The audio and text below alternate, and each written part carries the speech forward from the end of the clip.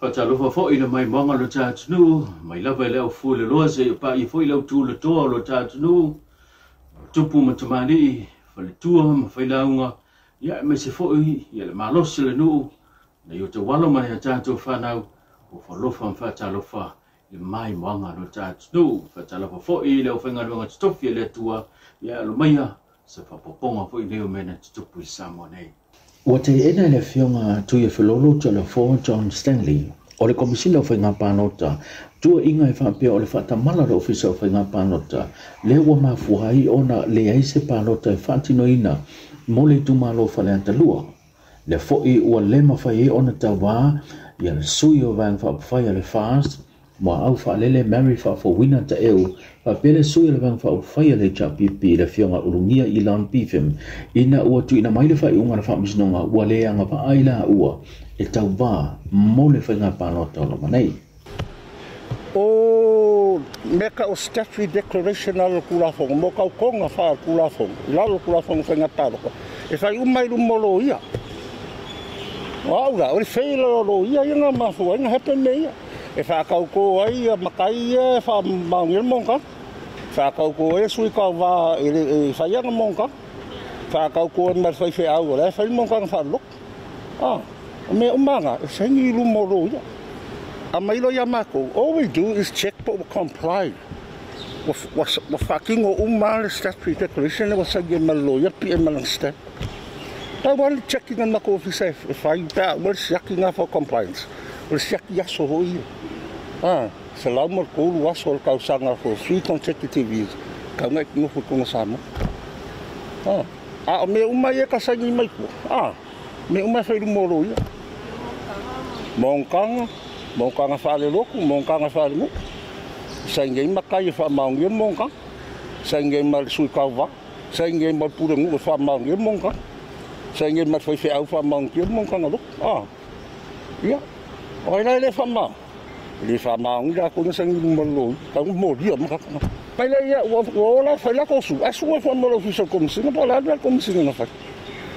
Nā kuki wai e ngar whai. Sai ngar komisina whakalo, pa pua leaka. Manguia lo whamue mo. Ia umai whoko oko whitau I whamsinga. Kong se me whangara ki kiwa reviewing ngar kulafong. Ka wampa o saude ua laule lo ia, malako ia ngō sangi lumalo ia. Aile pa ufo komisina. Wai re whai aru mo ang whakau ko ka whatu a whongi. Ia, tura whona na.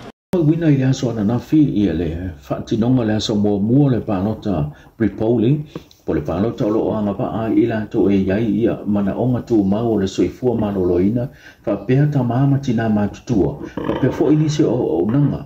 Ele ngata mtanga duanga le mano, whapea ia whaputonga tu maoti makampani. Lesa whanga pa ai le whatinonga le pānota I le aso mua po le pre-polling, na to fi malia mea uma I leise vevesi leise mea nang anse. Pei ona silafia, e lima afe ma le lima suma le tolu le au whai o I la tau na tu staro sanga, la tu te fia maua le awa noa e whatino ele la tu pānota mua. Pei tai, whai loa le komisina le matanga ruenga ofisa o whainga pānota, e fionga tu ia whalolo to le Fort John Stanley, e na o le to afe I la tau, na ngawaa I le pānota e pei ona whatino ina le aso na nafi. O lumana I le aso lua suma le iwa, leo fo ia la whaatino le pānota tele po le pānota muli e I fo le manato o le aso longa le lei fo I whaangaso longa matulanga uma e pe ona I whainga whiliwhilinga le atunou. Tau sanga ina le komisina le mtanga ruenga o leo le fionga o paulonga tino Filipo le mamanu le atunou whapea fo I ofisa whaasalalau ina ia whaitete le whai o whaamitalanga e whaaleanga ina ai tamari anga o lisi a toai ma le whaatuino o whaamitalanga e tupu ai le vevesi a o ala whaiva le atunou o mo le whainga al pānota. Le whangoango al kulanga nga ia I la kou ia lo whaasala laua ia whaamkalanga se ia I lumo le I lumo le social media. Pe ang sila fia ke leong I whaamsingongo lo whangasolo keminge I lumo le whaamsingonga mamalwo siya kakokungu. Mako kele o mga ia kele ingal kulanga nga ia I la kou lo whaasala laua whaamkalanga se ia. E fo isi o au whaasala lau. Wala ko whaasala laua ngi whaamkalanga se lumo la ko news ia whaalu kua. Al fau kuanga.